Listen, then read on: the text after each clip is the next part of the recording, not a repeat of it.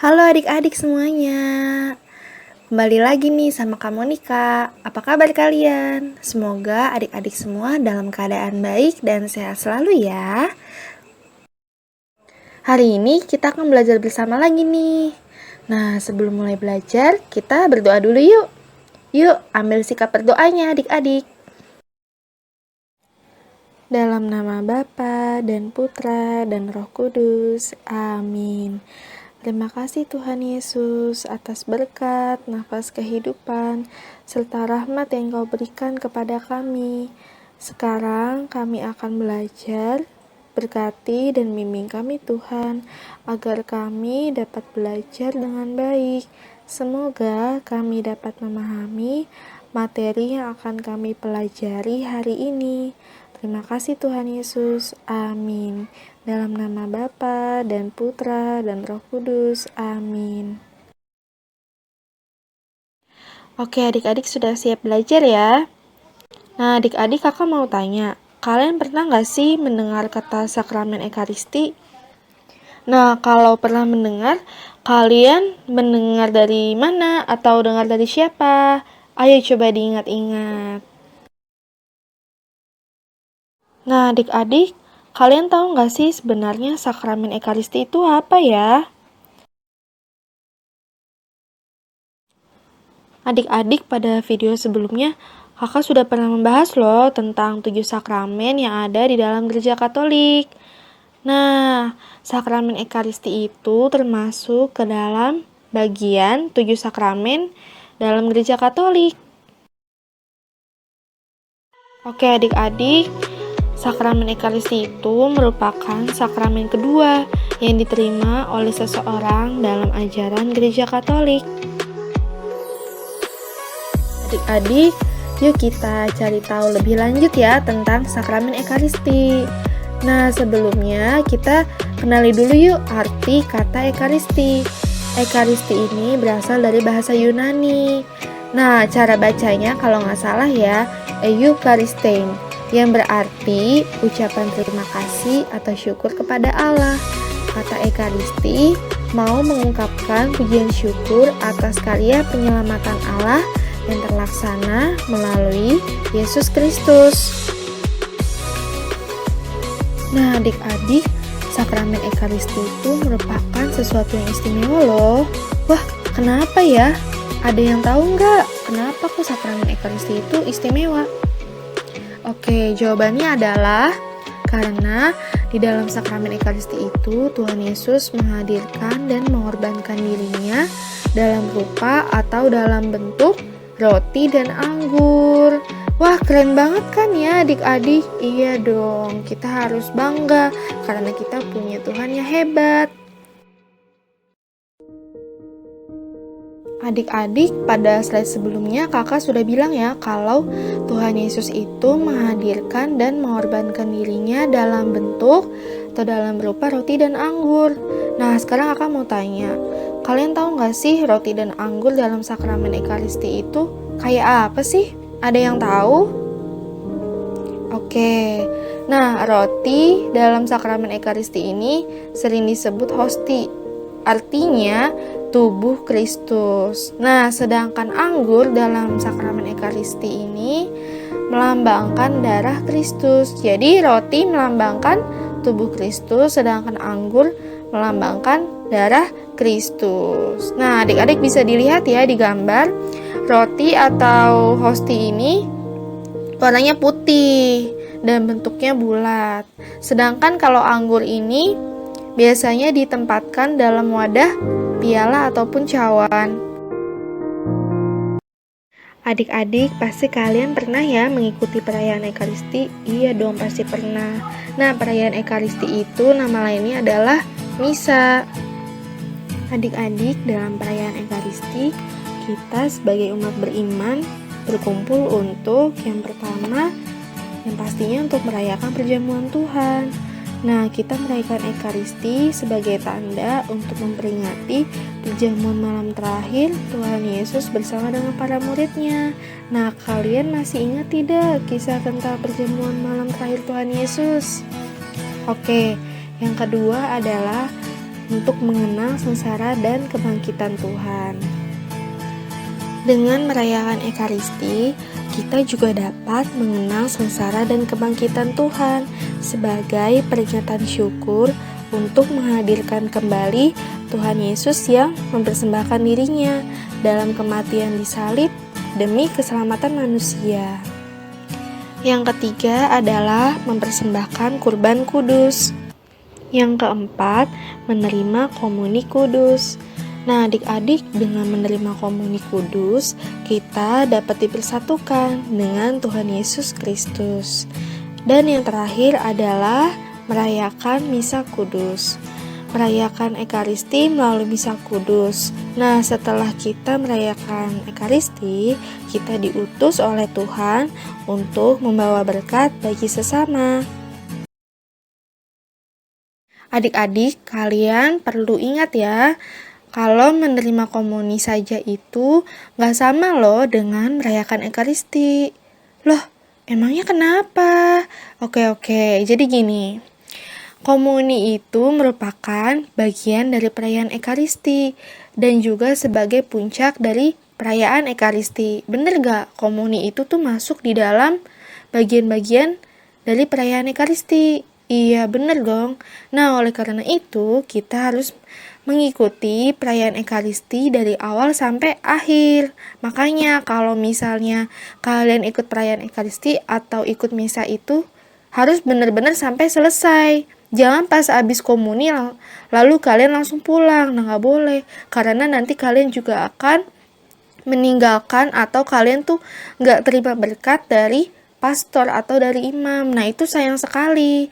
Oleh karena itu, adik-adik harus ikut perayaan Ekaristi sampai selesai ya, oke? Adik-adik, setelah kita menerima komuni kudus, kita akan mendapatkan beberapa buah-buah ataupun hal-hal yang baik. Nah, berikut ini adalah buah-buah dari Ekaristi dan komuni kudus. Yang pertama adalah memperdalam persatuan kita dengan Tuhan Yesus. Nah, pada bagian sebelumnya kakak kan sudah bilang kalau sakramen Ekaristi itu merupakan tanda persatuan kita dengan Tuhan Yesus. Nah, karena kita dipersatukan dengan Tuhan Yesus, kita dapat mengambil bagian karya pengutusan yang Tuhan Yesus berikan kepada kita. Yang kedua, menjauhkan kita dari dosa. Nah, adik-adik, dalam perayaan Ekaristi, kita kan menerima komuni, yaitu dengan menerima tubuh dan darah Kristus. Nah, dengan menerima tubuh dan darah Kristus, iman kita akan dikuatkan, dan kita dapat dijauhkan dari dosa-dosa. Yang ketiga, membangun gereja di dalam kesatuan. Yang keempat, mendorong kita peduli terhadap kaum miskin. Nah, adik-adik, kalau kalian perhatikan setelah mengikuti perayaan Ekaristi itu, terutama di bagian akhir perayaan Ekaristi itu, kan Romo memberikan berkat kepada kita. Nah, pemberian berkat itu artinya kita diutus nih untuk melakukan pewartaan belas kasih dan karya keselamatan Allah. Nah, bagaimana ya caranya? Nah, caranya adalah dengan peduli kepada sesama yang membutuhkan, seperti orang miskin, orang yang sedang susah, berkecil hati, kelaparan, dan sebagainya. Oleh karena itu, kita harus melakukan perutusan dengan ikhlas dan tulus hati, agar selaras dengan kehendak Tuhan Yesus, dan kita bisa jadi berkat deh bagi sesama.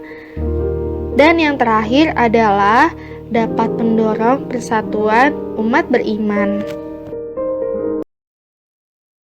Oke, yang selanjutnya adik-adik, kalian tahu gak sih di dalam gereja Katolik itu perayaan Ekaristi dibagi menjadi 4 bagian. Wah, ada apa saja ya? Adik-adik ada yang tahu nggak bagian-bagian dalam perayaan Ekaristi? Oke, yang pertama itu ritus pembuka. Yang kedua, liturgi sabda. Yang ketiga, liturgi Ekaristi. Dan yang keempat, ritus penutup. Nah, kakak akan menjelaskan nih bagian-bagian dalam perayaan Ekaristi. Oke, diperhatikan ya adik-adik. Oke, adik-adik, kakak akan menjelaskan ya. Bagian pertama dalam perayaan Ekaristi adalah ritus pembuka. Nah, adik-adik tahu nggak sih di dalam ritus pembuka itu ada kegiatan apa saja? Iya, ada lagu pembukaan, ada salam dari pastor atau imam, ada pengantar juga dari pastor dan imam, ada ucapan pertobatan. Nah, ucapan pertobatan itu yang saya mengaku kepada Allah yang Maha Kuasa dan sebagainya seperti itu. Lalu ada Tuhan kasihanilah kami, ada kemuliaan, dan yang terakhir adalah doa pembuka. Nah, adik-adik, di dalam ritus pembuka ini, umat diajak untuk mempersiapkan diri dan mempersiapkan hati agar layak untuk menerima sabda Tuhan serta tubuh dan darah Kristus. Nah, bagian yang kedua dalam perayaan Ekaristi adalah liturgi sabda. Nah, adik-adik tahu nggak kira-kira liturgi sabda ini terdiri dari kegiatan apa saja? Iya, liturgi sabda itu terdiri dari bacaan pertama, mazmur tanggapan, bacaan kedua, bait pengantar Injil atau kita sering mendengarnya Haleluya ya, nyanyi Haleluya. Lalu ada bacaan Injil, ada homili atau khotbah dari pastor atau imam. Lalu dilanjutkan dengan doa aku percaya, dan yang terakhir adalah doa umat. Nah, melalui liturgi sabda, umat diajak untuk mendengarkan sabda Tuhan dan merenungkan kembali sejarah keselamatan dan berutusan melalui homili dari pastor. Bagian yang ketiga adalah liturgi Ekaristi. Nah, adik-adik tahu nggak dalam liturgi Ekaristi ini terdiri dari kegiatan apa saja? Oke, di dalam liturgi Ekaristi ada persembahan, ada doa syukur agung. Nah, doa syukur agung ini terdiri dari prefasi, epiklese, konsekrasi, anamnesis, dan doa bagi yang sudah wafat dan yang masih hidup dalam persekutuan. Lalu ada Bapa Kami, Anak Domba Allah, dan komuni. Nah, adik-adik, liturgi Ekaristi ini merupakan puncak dari perayaan Ekaristi atau puncak dari misa. Melalui doa syukur agung, umat diajak untuk mengenang perjamuan terakhir yang diadakan Tuhan Yesus bersama para muridnya. Nah, melalui komuni, umat beriman dipersatukan dengan Tuhan Yesus. Nah, bagian yang terakhir dalam perayaan Ekaristi adalah ritus penutup. Nah, kalian tahu nggak, di dalam ritus penutup itu ada kegiatan apa saja? Iya, ada berkat penutup dan lagu penutup. Nah, adik-adik, berkat penutup itu sangat penting loh. Kenapa?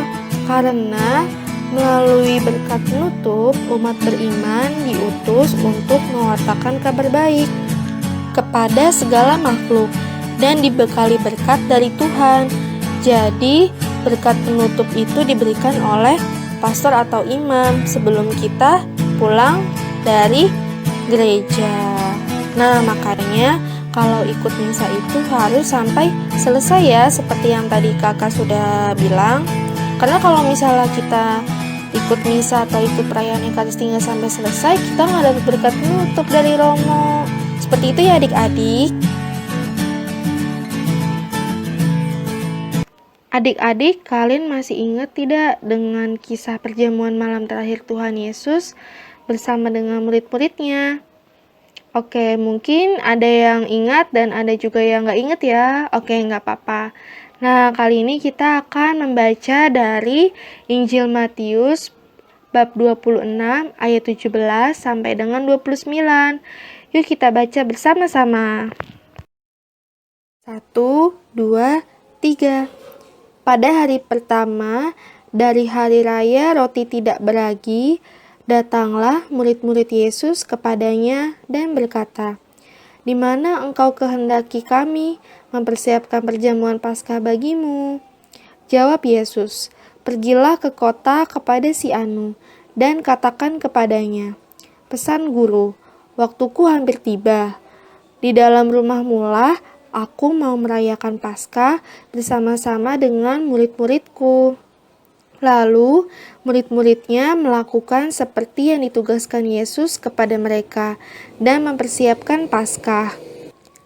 Setelah hari malam, Yesus duduk makan bersama-sama dengan ke-12 murid itu. Dan ketika mereka sedang makan, Ia berkata, "Aku berkata kepadamu, sesungguhnya seorang di antara kamu akan menyerahkan Aku." Dan dengan hati yang sangat sedih, berkatalah mereka seorang demi seorang kepadanya, "Bukan aku ya Tuhan?" Ia menjawab, "Dia yang bersama-sama dengan aku mencelupkan tangannya ke dalam pinggan ini, dialah yang akan menyerahkan aku." Anak manusia memang akan pergi sesuai dengan yang ada tertulis tentang Dia. Akan tetapi, celakalah orang yang olehnya anak manusia itu diserahkan. Adalah lebih baik bagi orang itu sekiranya ia tidak dilahirkan. Yudas yang hendak menyerahkan Dia itu menjawab, katanya, "Bukan aku ya Rabi?" Kata Yesus kepadanya, "Engkau telah mengatakannya." Dan ketika mereka sedang makan, Yesus mengambil roti, mengucap berkat, memecah-mecahkannya, lalu memberikannya kepada murid-muridnya dan berkata, "Ambillah, makanlah, inilah tubuhku." Sesudah itu, Ia mengambil cawan, mengucap syukur, lalu memberikannya kepada mereka dan berkata, "Minumlah kamu semua dari cawan ini, sebab inilah darahku, darah perjanjian yang ditumpahkan bagi banyak orang untuk pengampunan dosa. Akan tetapi, aku berkata kepadamu, mulai dari sekarang, aku tidak akan minum lagi hasil pokok anggur ini sampai pada hari aku meminumnya, yaitu yang baru, bersama-sama dengan kamu dalam kerajaan Bapa-Ku." Adik-adik, tadi kita sudah baca ya kisah perjamuan malam terakhir Tuhan Yesus bersama murid-muridnya. Nah, sekarang kakak mau tanya, kalian masih ingat gak kata-kata yang diucapkan Tuhan Yesus saat memecah-mecahkan roti? Ayo, masih ingat gak? Iya, betul. "Ambillah, makanlah, inilah tubuhku." Nah, adik-adik perlu kalian ketahui kalau kata-kata ini juga diucapkan sama pastor ketika mengangkat hosti loh. Nah, adik-adik, lalu gimana nih kata-kata yang diucapkan Tuhan Yesus saat mengangkat cawan? Masih ingat? Iya, betul. Kata-katanya adalah, "Minumlah kamu semua dari cawan ini, sebab inilah darahku, darah perjanjian yang ditumpahkan bagi banyak orang untuk pengampunan dosa." Nah, adik-adik, kata-kata ini juga diucapkan loh oleh pastor saat mengangkat piala atau cawan yang berisi anggur. Nah, adik-adik, tadi waktu kakak lagi jelasin liturgi Ekaristi, nah di dalamnya itu kan ada konsekrasi. Nah, kalian tahu gak sih konsekrasi itu apa ya? Nah, konsekrasi itu terjadi ketika imam mengangkat hosti dan piala yang berisi anggur. Nah, adik-adik, sikap yang harus dilakukan saat konsekrasi itu adalah mata kita menghadap ke tubuh dan darah Kristus yang diangkat oleh imam atau pastor. Lalu, sambil melihat tubuh dan darah Kristus, kita juga mengucapkan kata-kata "Ya Tuhanku dan Allahku" di dalam hati kita. Nah, sikap yang benar itu ada di dalam gambar ini ya. Jadi, mata kita menghadap tubuh dan darah Kristus, dan tangan kita itu seperti yang ada di dalam gambar itu. Jadi, kita tidak boleh menunduk ya. Yang benar itu mata kita harus menghadap tubuh dan darah Kristus. Nah, siapa yang selama ini waktu konsekrasi itu selalu menunduk? Nah, itu salah ya. Yang benar itu kita harus menghadap ke hosti dan piala atau tubuh dan darah Kristus yang diangkat oleh imam. Agar lebih jelas tentang konsekrasi, kakak akan menayangkan sebuah video. Yuk kita amati bersama-sama ya. Katolik percaya bahwa setelah doa-doa konsekrasi diucapkan imam dalam perayaan Ekaristi, melalui kuasa Roh Kudus, roti dan anggur berubah menjadi tubuh dan darah Kristus. Inilah misteri terbesar yang ditinggalkan Yesus sejak perjamuan malam terakhir. Pada saat konsekrasi inilah, doa-doa singkat tertentu dapat kita panjatkan. Doa singkat ini adalah ungkapan keyakinan pribadi bahwa Tuhan Yesus sungguh-sungguh hadir dalam Ekaristi. Tetapi dalam tradisi gereja Katolik, ada juga para penulis rohani yang mengusulkan agar umat mengucapkan doa tertentu. Misalnya, umat mengucapkan kembali kata-kata Rasul Thomas ketika dia berjumpa dengan Tuhan yang bangkit. Oh Tuhanku dan Allahku. Kamu juga bisa menghafalnya dalam bahasa Latin, Dominus meus et Deus meus. Ada juga tradisi yang sudah sangat tua, ketika pada waktu hosti dan piala diangkat, umat mengatakan dalam hatinya, Oh Yesus, kasihanilah aku. Ada juga yang mengatakan, Tuhan Yesus Kristus Putra Allah, kasihanilah aku. Ada juga yang mengatakan, kasihanilah aku Tuhan, sebab aku orang berdosa. Atau, tubuh dan darahmu, sembuhkanlah aku. Intinya, doa singkat tertentu dapat kita panjatkan kepada Yesus sambil mata kita memandang kehadirannya dalam rupa roti dan anggur. Nah, terjawab sudah kan apa yang harus kita ungkapkan pada saat konsekrasi? Semoga informasi ini bermanfaat ya. Adik-adik, kalian tadi sudah tahu banyak ya informasi tentang sakramen Ekaristi dan perayaan Ekaristi. Nah, sekarang tugas adik-adik adalah kalian mengisi tabel yang ada di samping ini ya, berdasarkan pengalaman kalian mengikuti perayaan Ekaristi, baik perayaan Ekaristi secara offline maupun secara online. Nah, di sini ada beberapa topik perhatian. Kalian bisa lihat ya pada tabel di samping itu. Kalian tulis di buku tulis dan tuliskan jawabannya ya. Oke, bisa ya adik-adik mengerjakan tugasnya? Bisa dong. Yeay, adik-adik kita sudah selesai belajar pada hari ini. Nah, bagaimana pembelajaran pada hari ini? Nah, kakak harap semoga pembelajaran hari ini dapat bermanfaat dan dapat dipahami oleh kalian ya. Adik-adik, tadi kita sudah membuka pembelajaran dengan berdoa. Nah, sekarang kita akan menutupnya dengan berdoa juga. Yuk adik-adik, kita ambil sikap berdoanya ya. Dalam nama Bapa dan Putra dan Roh Kudus. Amin. Terima kasih Tuhan Yesus atas berkat-Mu sehingga kami bisa selesai belajar pada hari ini. Semoga materi pelajaran yang kami terima hari ini dapat bermanfaat dan dapat kami terapkan dalam kehidupan sehari-hari dengan baik. Kami telah berdoa dan mengucap syukur. Amin. Bapa kami yang ada di surga, dimuliakanlah nama-Mu. Datanglah kerajaan-Mu, jadilah kehendak-Mu di atas bumi seperti di dalam surga. Berilah kami rejeki pada hari ini dan ampunilah kesalahan kami, seperti kami pun mengampuni yang bersalah kepada kami. Dan janganlah masukkan kami ke dalam pencobaan, tetapi bebaskanlah kami dari yang jahat. Amin. Salam Maria, penuh rahmat, Tuhan sertamu. Terpujilah engkau di antara wanita, dan terpujilah buah tubuhmu Yesus. Santa Maria, Bunda Allah, doakanlah kami yang berdosa ini, sekarang dan waktu kami mati. Amin. Dalam nama Bapa dan Putra dan Roh Kudus. Amin. Terima kasih ya adik-adik sudah ikut belajar hari ini bersama dengan kakak. Sampai bertemu lagi di video selanjutnya. Dadah, Tuhan memberkati. Oh iya adik-adik, jaga kesehatan ya, walaupun kalian di rumah aja. Tetap semangat belajar dari rumah. Dadah.